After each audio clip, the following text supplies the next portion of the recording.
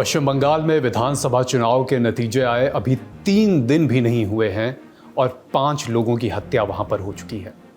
कल परसों तक खबरें आ रही थी कि इधर उधर अलग अलग पार्टियों के समर्थकों को मारा पीटा जा रहा है। अलग अलग पार्टियों पर इस बारे में आरोप लग रहे थे, लेकिन अब ये बात एक कदम और आगे निकल चुकी है। अब बात नेताओं से सीधे तौर पर जुड़े लोगों तक पहुंच गई है। अब ये लोग सुरक्षित नहीं हैं। पश्चिम बंगाल में मुख्यमंत्री की दौड़ में सबसे आगे चल रहे शुभेंदु अधिकारी के यहाँ तक बात पहुंच गई है। उनके पर्सनल असिस्टेंट चंद्रनाथ की गोली मारकर हत्या कर दी गई। बात साफ है कि सुरक्षा के कितने भी इंतजाम कर लीजिए, हजारों की संख्या में फोर्स उतार दीजिए, लेकिन एक आशंका हर बार सच साबित हो ही जाती है। पश्चिम बंगाल में चुनाव बाद हिंसा, जीत हार किसी की भी हो, सरकार किसी की भी बने, बंगाल में चुनाव बाद की हिंसा मानो शाश्वत हो चुकी है। चंद्रनाथ की मौत को प्लान्ड मर्डर बताया जा रहा है। आज के शो में चंद्रनाथ की हत्या का पूरा मामला आपको बताएंगे, पुलिस और परिजन क्या कह रहे हैं ये भी बताएंगे। इसके बाद शो में बात करेंगे तमिलनाडु की, जहां 24 घंटे में 2 बार राज्यपाल के यहाँ गए एक्टर विजय फिलवक्त बहुमत का आंकड़ा नहीं जुटा सके हैं। बिहार भी चलेंगे, जहां सम्राट चौधरी के कैबिनेट का विस्तार हुआ है। नमस्ते और स्वागत, मैं हूं अभिषेक और आप देखना शुरू कर चुके हैं लल्लन टॉप शो।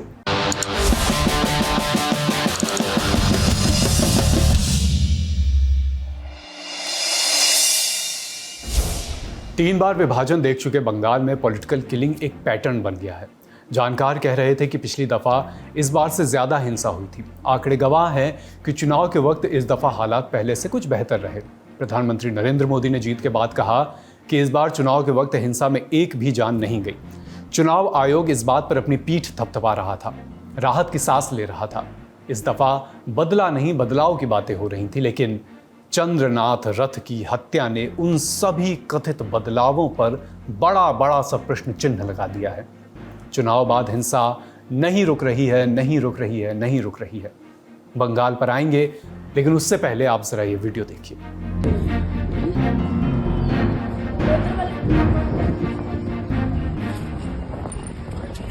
500 के नोटों से भरे ये 2 बैग एक बिल्डिंग की 9वीं मंजिल से फेंके गए हैं। नोटों की कुल कीमत 20 से 21 लाख रुपए बताई जा रही है।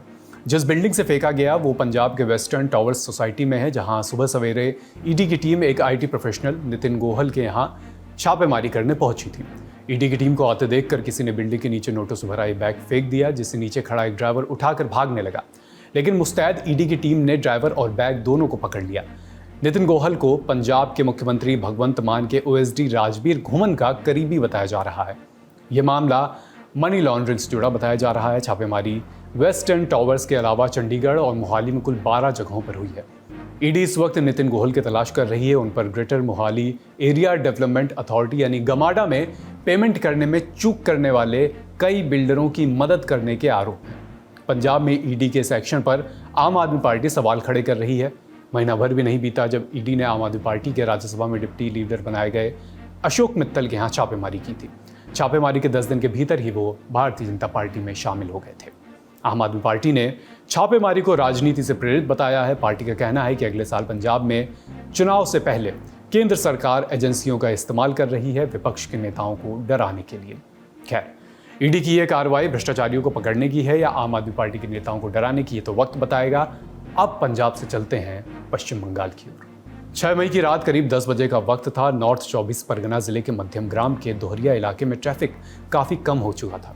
एक सफेद रंग की स्कॉर्पियो एसयूवी धीरे धीरे आगे बढ़ रही थी। ड्राइविंग सीट पर बैठे थे बुद्धदेव बोरा।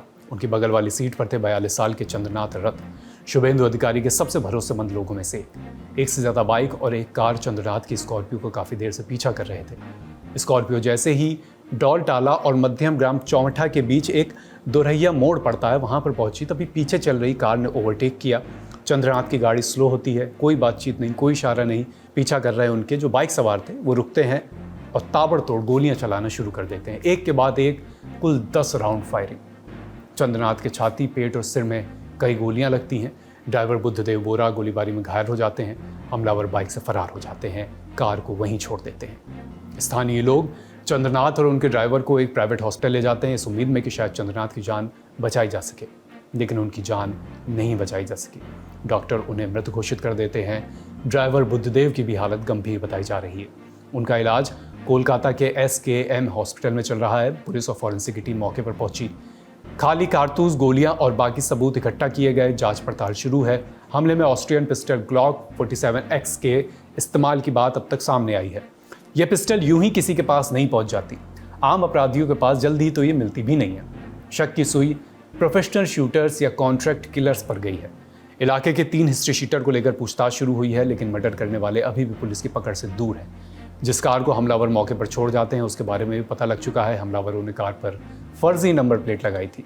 गाड़ी उत्तरी बंगाल के सिलीगुड़ी में रजिस्टर्ड है। गाड़ी के असली मालिक का कहना है कि उन्होंने करीब 2 हफ्ते पहले अपनी गाड़ी ऑनलाइन बेचने के लिए डाली थी और हो सकता है कि वहीं से उनकी नंबर प्लेट की नकल की गई हो। इंडिया टुडे की एक रिपोर्ट के मुताबिक जिस बाइक पर हमलावर आए थे उसका रजिस्ट्रेशन नंबर है WB44D1990। ये विभास कुमार भट्टाचार्य के नाम पर रजिस्टर्ड है। RTO रिकॉर्ड में उनका पता हीरापुर, पश्चिम बंगाल की एक जगह है।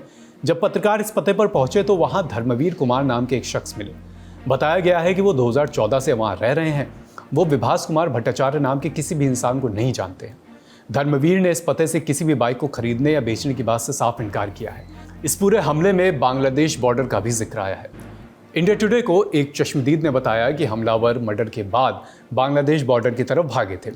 हमारे साथी रिपोर्टर सिद्धांत मोहन ने भी चश्मदीदों से बात की। उन्होंने क्या कहा आप सुनिए। तो हम रात में जो लोकल कुत्ता है उनको खिलाता हूँ।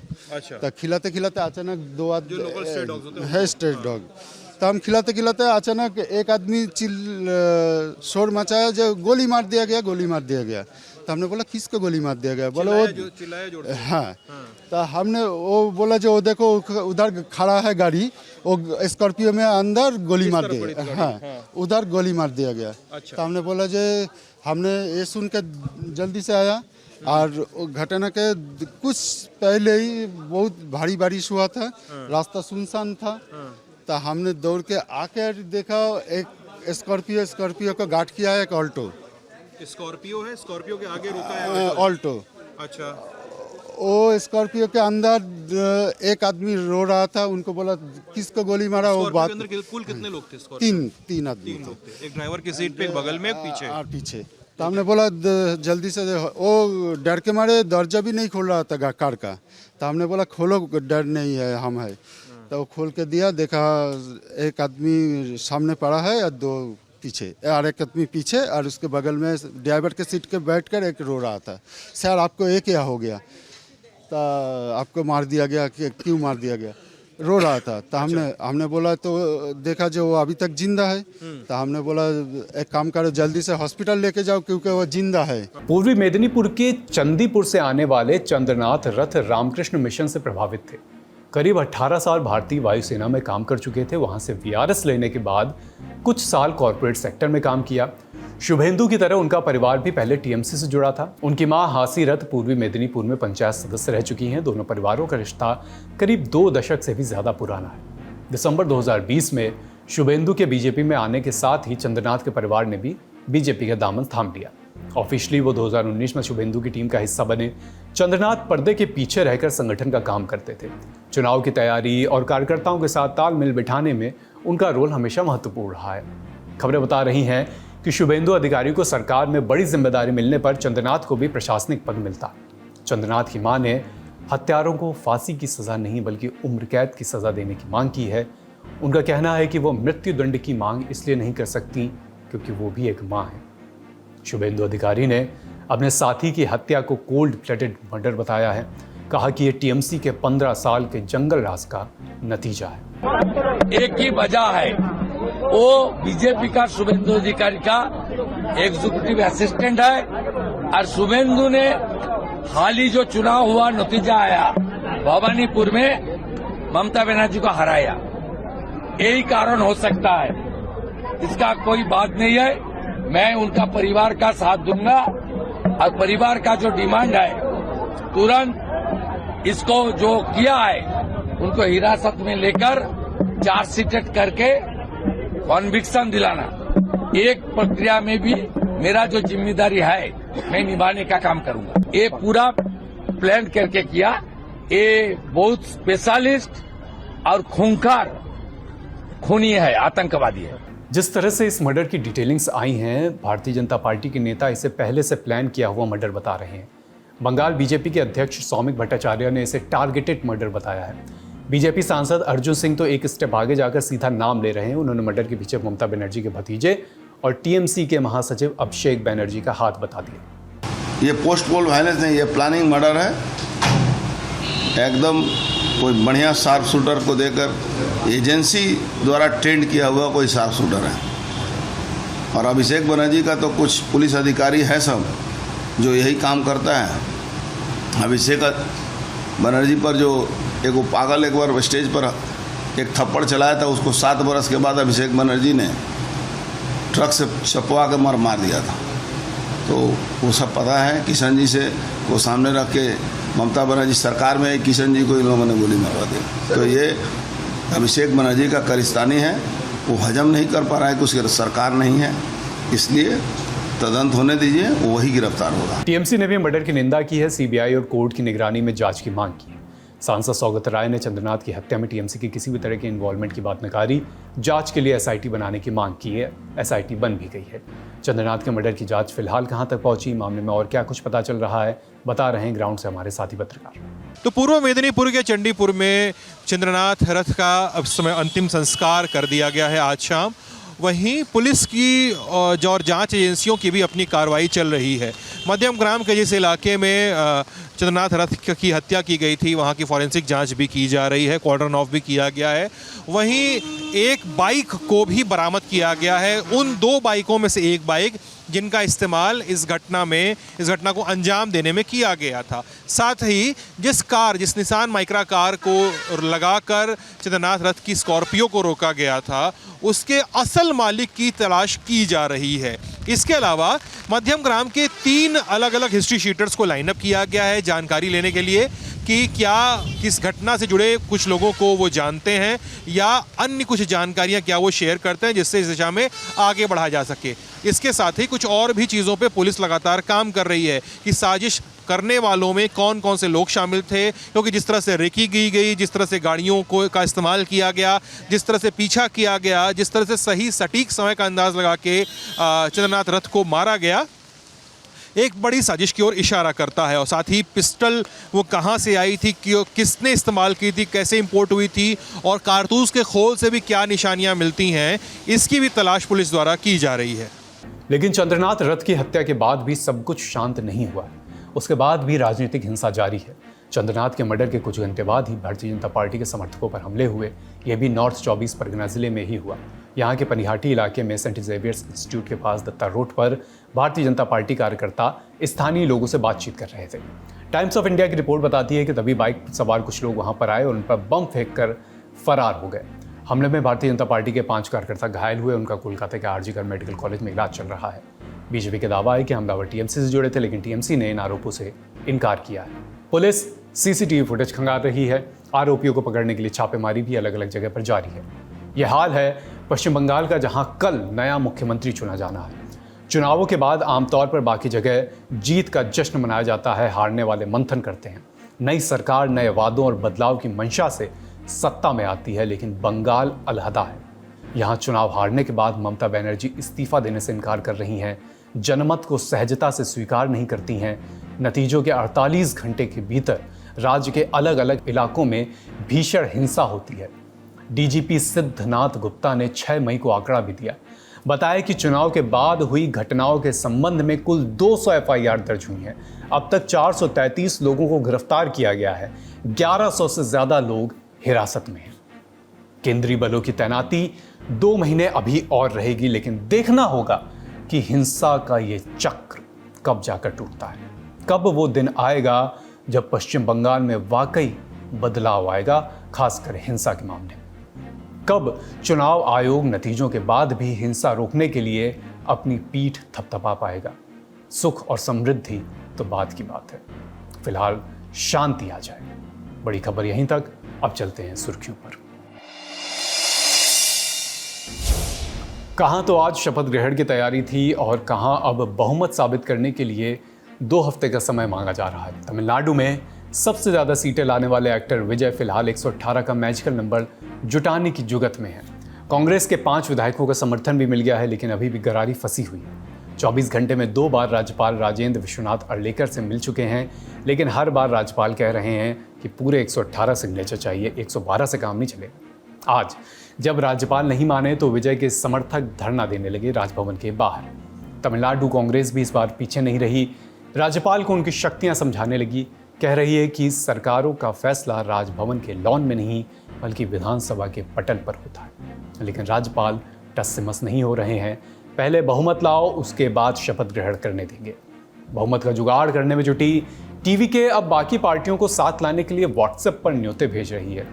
इंडियन एक्सप्रेस की एक रिपोर्ट बता रही है कि इस तरीके से बाकी पार्टियों के कई सीनियर नेता हैरान हैं, थोड़े असहज भी हैं। उनका कहना है कि ऐसा पहले कभी नहीं देखा, इतनी सीरियस बात व्हाट्सएप के जरिए की जा रही है। जनरेशन गैप, कहा यह भी जा रहा है कि अगर विजय बहुमत साबित नहीं कर पाए तो तमिलनाडु में कुछ ऐसा भी हो सकता है जो किसी ने नहीं सोचा हो। दिन और रात क्या एक हो जाएंगे? धरती और आसमान का क्या मिलन हो जाएगा? नहीं, अभी इतना भी कुछ नहीं होगा, लेकिन समझिए ये सुनकर जैसा लग रहा है वैसा ही कुछ राजनीतिक हल्के में हो सकता है। ऐसी अटकलें हैं।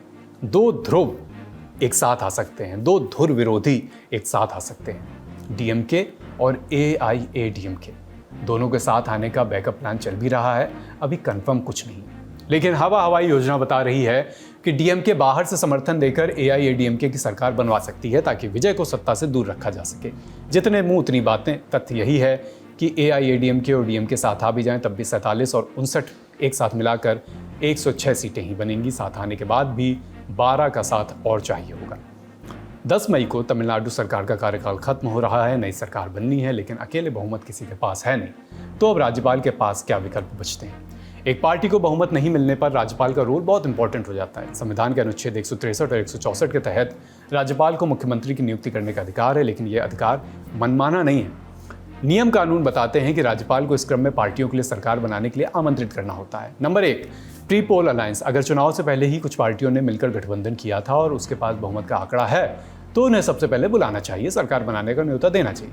नंबर 2, अगर ऐसा कोई गठबंधन नहीं है तो सबसे ज़्यादा सीटें जीतने वाली पार्टी को पहला मौका मिलना चाहिए, बशर्ते वो दल दावा करे कि वो बाकी दलों या निर्दलीयों के सहयोग से बहुमत साबित कर सकता है। Number 3, post poll alliance. यदि सबसे बड़ा दल सरकार बनाने में सफल नहीं होता है तो चुनाव के बाद बने किसी नए गठबंधन को मौका दिया जाना चाहिए। अब सवाल है कि अगर सारे दावे फेल हो गए तो क्या राष्ट्रपति शासन भी वहां लग सकता है? राज्यपाल सीधे राष्ट्रपति शासन की सिफारिश क्या कर सकते हैं? कानून के जानकार इस बारे में बताते हैं कि राज्यपाल को राष्ट्रपति शासन का विकल्प तभी चुनना चाहिए जब सरकार बनाने के सभी प्रयास विफल हो जाएं। तो अब आने वाला समय बताएगा कि तमिलनाडु में विजय बहुमत जुटा पाएंगे या राज्यपाल किसी और को मौका देंगे। फिलहाल अगली सुर्खी पर चलते हैं। बिहार में 7 मई को एनडीए सरकार के मंत्रिमंडल का विस्तार किया गया। मुख्यमंत्री सम्राट चौधरी के इस मंत्रिमंडल में 32 नए चेहरों को जगह दी गई। बीजेपी के 15, जेडीयू के 13, लोक जनशक्ति पार्टी रामविलास के 2 और हिंदुस्तानी अवाम मोर्चा यानी हम और राष्ट्रीय लोक मोर्चा यानी आरएलएम के 1-1 मंत्री। शपथ ग्रहण समारोह पटना के ऐतिहासिक गांधी मैदान में हुआ। प्रधानमंत्री नरेंद्र मोदी, गृह मंत्री अमित शाह, रक्षा मंत्री राजनाथ सिंह, भारतीय जनता पार्टी के राष्ट्रीय अध्यक्ष नितिन नवीन और बिहार के पूर्व मुख्यमंत्री नीतीश कुमार जैसे लोग यहां मौजूद रहे। नया जो मंत्रिमंडल बना है इसमें जातीय समीकरण का भी पूरा ध्यान रखा गया है। अत्यंत पिछड़ा वर्ग यानी ईबीसी के 10, अन्य पिछड़ा वर्ग यानी ओबीसी के 6, दलित समुदाय के 7, सवर्ण समाज के 8 और मुस्लिम समुदाय के 1 मंत्री ने शपथ ली। इसके अलावा 5 महिलाएं भी मंत्री बनी हैं। अब खास नामों की बात कर लेते हैं। बीजेपी कोटे से विजय सिन्हा, श्रेयसी सिंह, रामकृपाल यादव, मिथिलेश तिवारी मंत्री बने हैं। इनके अलावा भी बीजेपी से जो नाम है वो इस समय आपकी स्क्रीन पर। अब आते हैं जेडीयू कोटे से बने मंत्रियों की फहरिस्त की तरफ। सबसे खास नाम नीतीश कुमार के बेटे निशांत का। बाकी नाम जेडीयू के जो कोटे से हैं वो आप अपनी स्क्रीन पर देख सकते हैं। चिराग पासवान की पार्टी से संजय पासवान और संजय सिंह मंत्री बने। जीतन राम मांझी की पार्टी से उनके बेटे संतोष मांझी मंत्री बने हैं। आरएलएम के अध्यक्ष उपेंद्र कुशवाहा के बेटे दीपक प्रकाश ने भी मंत्री पद की शपथ ली। आज का लल्लन टॉप शो यहीं समाप्त होता है। अपना और अपनों का ख्याल रखिए। लल्लन टॉप देखते रहिए। शुक्रिया। शुभ रात्रि।